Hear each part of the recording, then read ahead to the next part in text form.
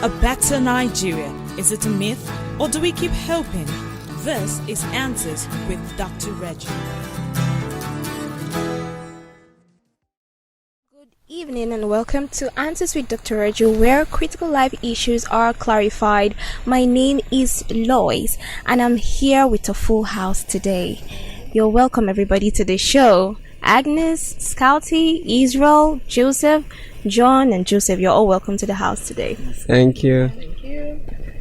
And of course, Dr. Reju, the Chief Resource Person of the Center for Transformational Leadership, CTL, Jos. You're welcome, sir. Thank you, Lois. Glad to be here. Hi, guys. Hi.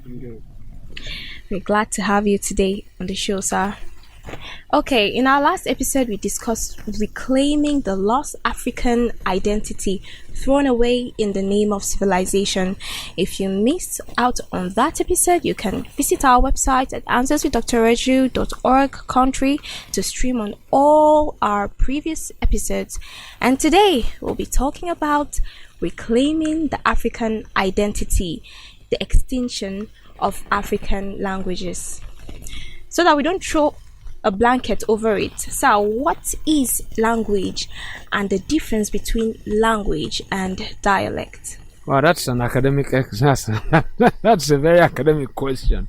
Language and dialect. Wow. Well, when you say something is dialectic, it means a means of communication between a particular group of people that they share the same ways of life. They share the same.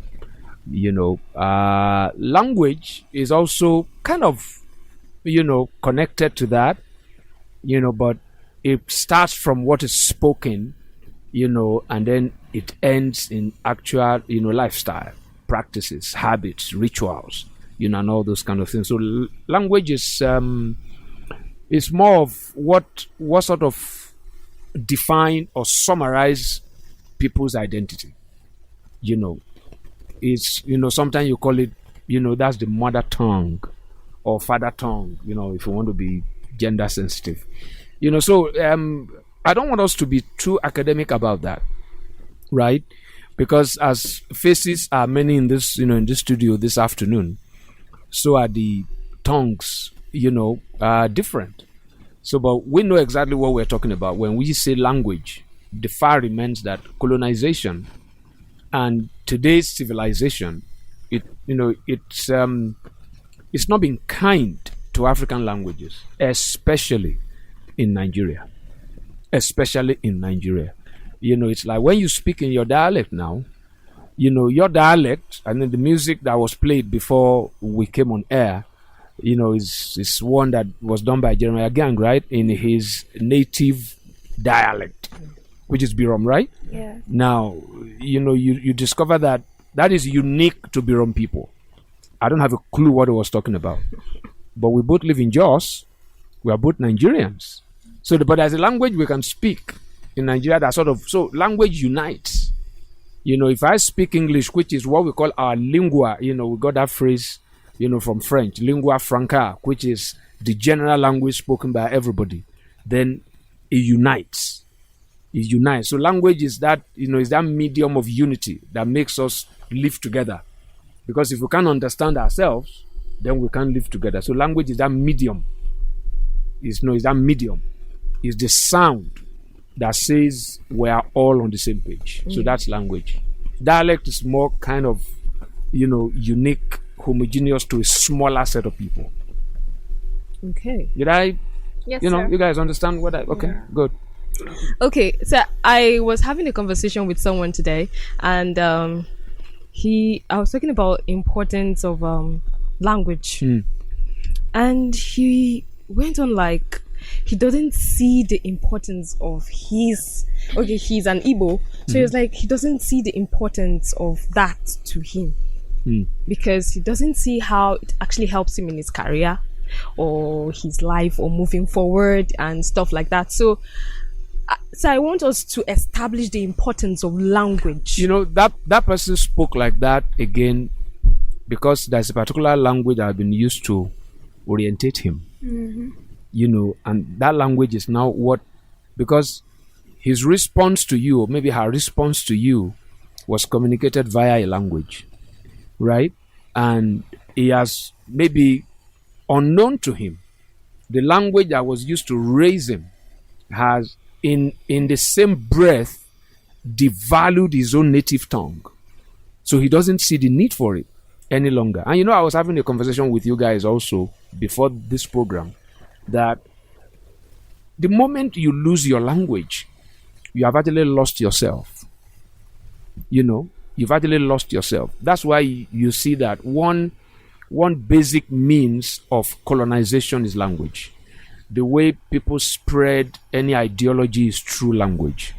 The way, Islam was spread was through language. Same for Christianity. So when someone says, I don't see the relevance of my language in the pursuit of my career, how will that person see it? When maybe you study history in school, you study, medicine, you study philosophy, it was communicated via a particular language. And that's the language that creates your reality. Is the language you speak, is what gives you, if somebody speaks good English in Nigeria, you kind of have a respect for that person, right? Because that's the language we respect. If somebody speaks English and is having grammatical errors, you can't pass an interview. You will be failed in WAEC and all those kind of things. So, that person spoke that way. Unknown to him or her, he has been orientated, right, to elevate maybe the English language that he is now using to pursue his career over the Igbo dialect or the Igbo language, because Igbo is not really a dialect, it's a language, over the Igbo language that is his own native language. It will have been the same thing if the Igbo language has been used to communicate physics, communicate biology. So he is a victim of what we are talking about on this program. That person who said, I don't have, because if you're in Germany, you are taught in Germany. I mean, you are taught in German. You are taught in what they call the Hochdeutsch. So you cannot say, I don't see the relevance. There is no relevance now between engineering career and Igbo language. So the guy is right. But we are saying that that's not the way it ought to be. Right? That's not the way it ought to be. Because it makes us live double lives. So you have a life in school and you have a life on the street. And you have a life at home. You have a life. So it's something, the whole purpose of what we are discussing here is that we need to reclaim it, isn't it? Yeah. Okay, thank you, sir. There's this narrative in line with what you just said. Now, there's this narrative that when the world was speaking one language, it was better.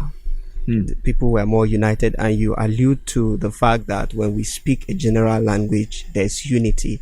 Yeah. And some say that it is disadvantageous. Yeah, for nations like or countries like Nigeria that have so many languages.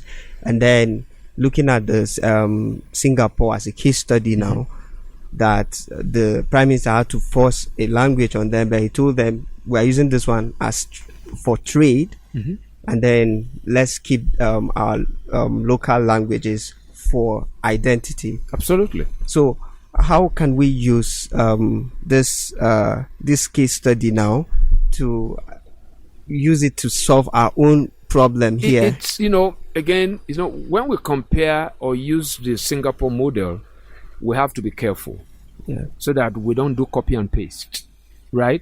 The principle is right. That principle is correct. That because it's very intentional. We are going to use English for trade, so we already know the purpose. Yeah. Because everyone that introduced any kind of language, there is a purpose. And now that man was, in his wisdom, he was able to define that. But you see, ours happen in a haphazard way for majority of the people. But those who are the founders or the promoters of the ideology knew what they were doing. They knew what they were doing because the purpose was to dominate. The purpose was to colonize. So if the nation has, if there's a consensus of opinion that we're going to use this language for this, then we have defined language. That means you can't speak the language that we have for trade in school, right? One of the major flashpoints of the struggle in apartheid, right, was that in South Africa, in fact, if you go to Joburg, there's a particular, memorial site dedicated. I forgot the name of the guy. I think it's Trevor or something, or I forgot the name of the guy. The biggest riot that happened during the apartheid was by secondary school boys and girls who said they don't want to be taught in Afrikaans. They want to be taught in Zulu. They want to be taught in Xhosa, right? So language is very, very important, because the way the Dutch, brought the apartheid was to impose Afrikaans on everybody, So it's so important. So they wanted, okay, let's speak Afrikaans in a particular setting. When it comes to education, we don't want to lose ourselves, because the moment you begin to use Afrikaans to educate, naturally, is going to kill the local languages. So, Lee Kuan Yew was wise, because he had good intentions. He wasn't trying to dominate anybody. He wanted to have a Singaporean identity. So, but how many leaders do that today? So you realize that, I remember the first time somebody introduced a Hausa person to me. Hausa. When you hear Hausa, and if you're like me that grew up in the South, you are seeing everybody from across the Niger. Once you are across the Niger, you are Hausa. But people don't know that Hausa is a tribe. Hausa is not even synonymous with Islam. Yeah, it's not. So majority of Hausas, many of them, the language is still here, but the real Hausa people, they are very few. But the language was used, for an agenda. So that's how powerful, language is. And the example you used, that was an intentionality behind it. That we want to use this because this is a language we're going to use to communicate with the world. What we'll have done in Nigeria was, okay, we got the English from our colonial masters. Let's use it to communicate with the world. But if you're going to live in the South, let's have a language. If you're going to live in the East, let's have a language. If you're going to live in the Middle Belt, let's have a language. We didn't have that kind of, well-structured, intentional, kind of plan. So things were just kind of happening. Someone said, if Ahmadu Bello wants to talk to his political proteges, he speaks Hausa. Right? And when Awolowo wants to talk to his political proteges, he speaks English. Wow. Yeah. That's why you discover that most of the Hausa people too, that are politicians there, they speak English. Right? But you discover that those, for example, it's not all those who followed Awolowo were Yorubas. So he didn't speak Yoruba to them. He spoke English. Because in that same room, you have someone like Ambrose Ali, who is from Benin. Yeah. You have maybe like Baba Tokpe, who is a Yoruba. So he used English to unite them. True. Ahmadu Bello used Hausa to also unite. Right? But you see, that killed both the indigenous languages here. When I got to Jos in 1997, that was the first time I heard that anything called Birom. If you say Birom in the Southwest, nobody knows. If you are from Plateau State, as far as somebody that lives in Ibadan, because you are Hausa. You see, that's how powerful language is. Many don't even know that Hausa is a language. Yeah. It's a person. That's right. It's a person. So these are the things that we have to understand. And my own concern is that because of this use of language, our local languages have not evolved. They've not developed. You can't use it to capture. You can't use it to work. Look at the way that there are alphabets, of Chinese on every phone device. On every phone device. It's so limited. You can only have maybe the three major, I don't think there's a keyboard. If you're going to use the keyboard of a computer to type in Yoruba, the marks won't be there. And it's the signs, I call it marks, right? Signs. It's the signs that actually makes it have meaning. Yeah. Because if there's no signs on it, because of the uniqueness of that language, OWO can mean 1,001 things. True. OWO can be hand, it can be money, it can be broom, it can be respect. Can you imagine? OWO. It can mean 1,001 things. But the moment you put the mark, you know exactly what you're talking about. And that's how beautiful the language is. Well, okay, so when a child can't speak his or her dialect, whose fault is it? It's obvious. The one the child is speaking, who taught him or her? Is the parents, right? Is the parents. So, I mean, we speak. What we speak is just what we hear from our surrounding. Yeah, that's how we pick accent. That's how we're able to, kids basically sort of echo. I mean, if you give birth to a child and it comes on and starts speaking French to you, or speaking a strange language to you, then you know that it no longer stays with you. So, I mean, it's as simple as that. It's as simple as that. And so you don't teach language in a very formal way. Just speak before the child, and the child just kind of pick it up. I remember my little girl, when she came back from school, she started having the way she pronounced some words were kind of, the way Igbos pronounce it, because the teacher was Igbo. Yeah, she started picking the Igbo accent, and she will correct you that that's not the way my teacher, and the way kids are. They believe in the authority of the teacher over that of those of their parents. So it's kids speak the language that they hear around. So you see a young child grew up in the UK. They speak the Nigerian English at home, but because he or she spends more time in school, she will pick the English accent. So those are the kind of ways that language is developed. Oh, okay, sir. Do you think there's a way the Nigerian education system can reach out to children and teach them how to embrace their language? Because keeping in mind that Nigeria is very diverse, so it's going to be very difficult if... Okay. Do you think the system should be to teach children in the 3 basic languages in Nigeria? Yeah. It's very important. It's critically important, because we're talking about identity. Is now what we do, we are paying lip service to it. We've tried to do something about NYC. We've done excursions. I remember when my kids were in high school, if you are Yoruba, you have to register for Igbo.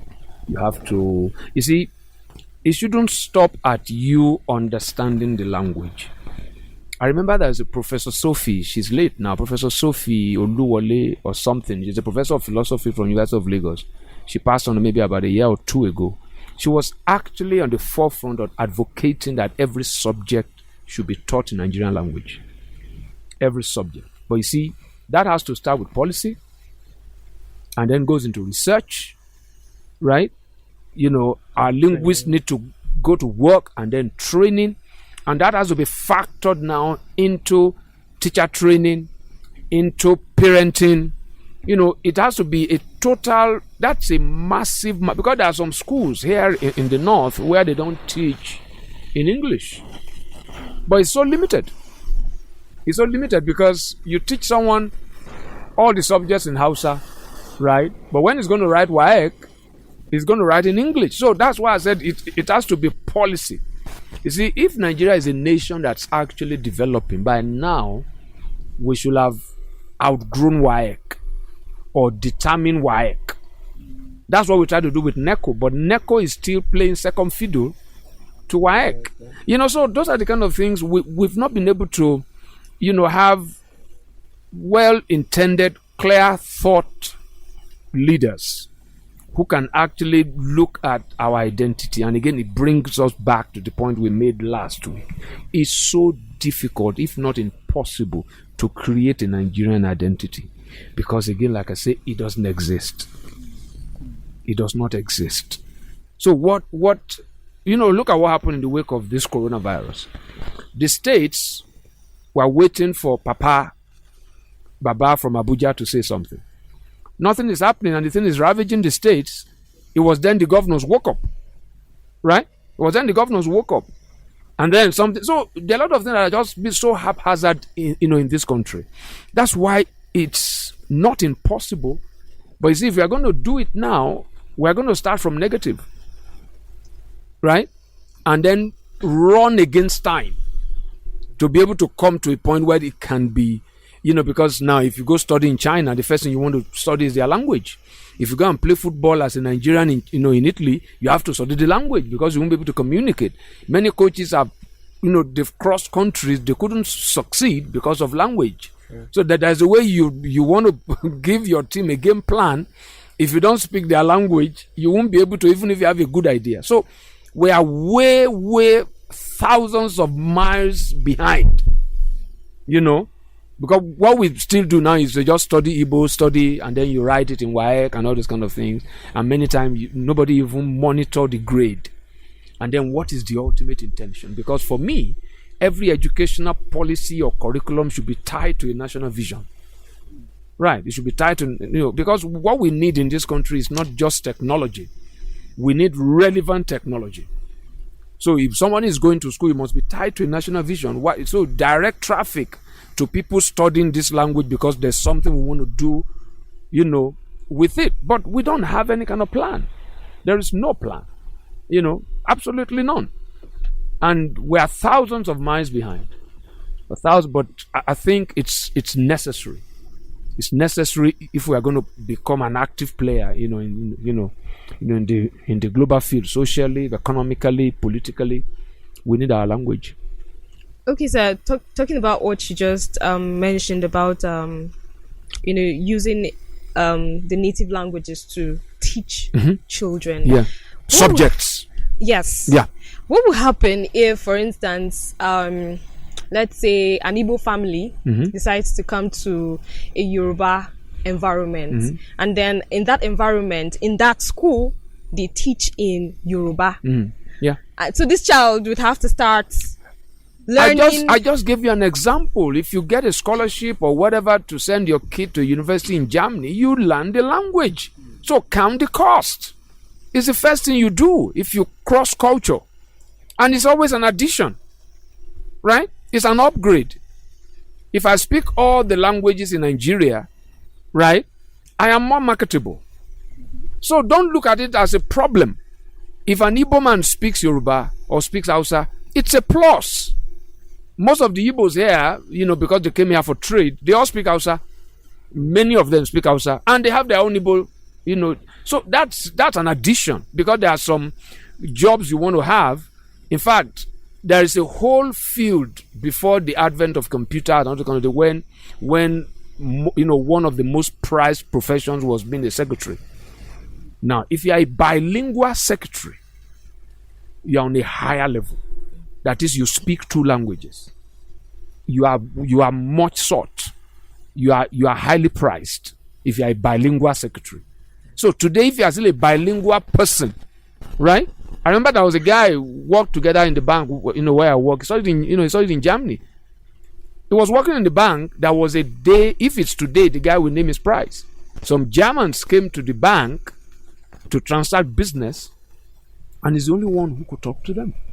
So we had to go and look for Mr. Williams, I remember his name, to come and interact with these guys. But he just did it for free. But today, I'm very sure he won't do it for free. Yeah. All right, yeah. Having a concern. Reclaiming the African identity, especially our languages. And then we're talking about education with the three basic languages of Nigeria. Yeah.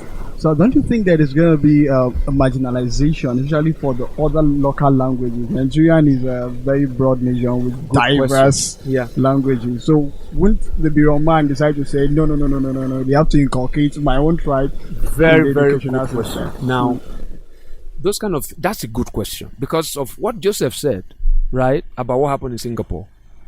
If leaders are trusted, right, if leaders earn the trust, the fears of marginalization disappears. Yeah. Because why is it that you want to have the language? It's either for social benefit, it's either for economic benefit, for political benefit. One of those things are assured, regardless of the language, we're all buying. But because leaders are not trusted, right? Because we can say, how did we agree that we're going to be speaking English? It was forced on us. It was forced on us, right? But if the leader will not force it, if the leader will cast a vision, if the leader will say, this is what we want to do with this language, if the leader will come with the right mode of communication. I gave an example, last week that in South Africa they have 11 official languages. 11 official languages in South Africa. 11 that is recognized. Now that's because of their history of apartheid. Everybody wants to, find themselves. And that again tells us the importance of language. When someone's language is respected, the person feels you respect me. But if you go to South Africa, depending on where you are, it determines the kind of language you want to communicate in. But when the president is going to address the nation, he speaks in English. And everybody agrees. And there are times also when the guy might speak in Zulu, depending on where the person is. So it's a very real concern because of how multilingual or multidialectical that we are in Nigeria. It's a concern. But see, if a leader will come who will refuse to be Hausa, who will not be Yoruba, who will not be Muslim, who will not be Christian, who will respect every shade of opinion, of culture, of language, and harmonize, we're still going to have like a consensus. So the reason people feel marginalization is for economic, social, political kind of reasons. Once those things are assured, right, everybody's going to be fine. But it's a very good question. But leadership is about embracing challenges. Once you embrace that challenge and you can, reach out to all the shades of opinion, reach out to all the languages and all those kind of things. And it's as simple as pick someone from that culture and give the person maybe a position. Everybody, okay, our son, our daughter is there. So those are the kind of thing. But we want to, we believe that we can be as tall as the other person is short. Mm-hmm. Then that's a problem. That's a problem. Okay, we've been able to establish the fact that language is important. Language is very, very important. And of course, we need to reclaim our identity as regards, our African languages. This is how far we can go on the program today. I hope you learned. Yes, I hope you learned. I hope you enjoyed yourself because I learned a lot today. Thank you very much for, staying with us in the studios today, guys. Thank you so much, sir, for, coming to the studio today. Thank you for answering the questions. For me, I had a lot of questions, and I kept, as they kept coming, kept answering them, and I was like, Yeah, I wish we would have done this in the Nigerian language. Wow. This episode. It has to definitely be a language that every one of us understands. That would be outside, and so you won't be able to answer. That's yeah. No, I'll use Google Translate. Yeah. Yeah. All right, we have come to the end of the program for today. You can visit our website at answerswithdrreggie.org to stream on all our previous episodes. Don't forget to tune in next week for another exciting episode. Please stay sanitized, stay healthy. Thanks for listening.